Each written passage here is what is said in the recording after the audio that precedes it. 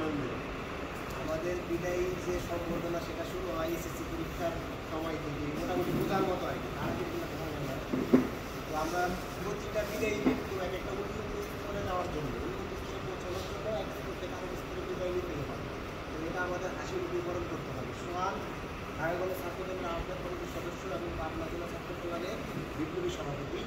ও এখানে যোগ্য নেতৃত্ব দিয়েছে। এখন এখানে যে শিক্ষা অর্জন করছে এর চেয়ে উচ্চতর শিক্ষা অর্জনের জন্য সে ইউকেতে যাচ্ছে। আমরা চাই সে সেখান থেকে নিজেকে তৈরি করে বাংলাদেশে এসে সেখানে মেধার সঠিক প্রয়োগ করবে।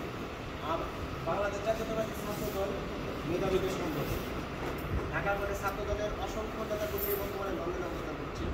এর মধ্যে আছে জুবাইর ভাই, আমাদের বন্ধু মাহিনুর রহমান টুকু, হামিদ নিয়াজ, তারপরে হাসান, এছাড়াও ঢাকা কলেজ ছাত্র দলের সাবেক সভাপতি জাহিদ ভাইও সেখানে অবস্থান করছে।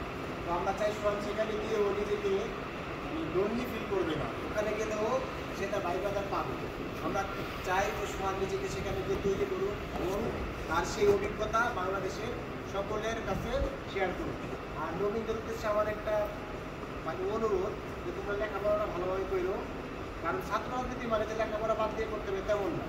লেখাপড়াটা করতে হলে যার যার স্টেপে তাকে আগাতে হবে। তুমি যেই জায়গায় যাও রাজনীতির একটা দর্শন সেখানে থাকবে। আজকে সোহান যেখানে যাক, ও লন্ডন যাক আর দিল্লি যাক, যেখানে যাক, ও কিন্তু জাতীয়তাবাদীর দর্শনটা সেখানে সে প্রয়োগ করবে।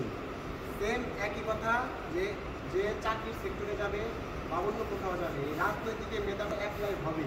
যেমন আমরা বিগত দিনে যে আন্দোলন সংগ্রাম করেছি, আমাদের উপরে যে অন্যায় অত্যাচার এবং খরচাটা হয়েছে প্রশাসনের বিরুদ্ধে থেকে, সেটা কিন্তু একমাত্র হয়েছে এই কারণেই যে তাদের টোটাল সেট আপটা ছিল তাদের সংগঠন ছাত্রলীগের।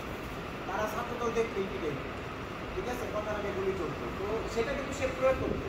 এটা মেরিটস হোক আর ডিমেরিটস হোক, একটা জিনিস কিন্তু আছে, কারণ সেখানে পেরেছিল যে তার মানে লাঠিয়াল বাহিনী সে ওই জায়গায় প্রতিষ্ঠা করতো।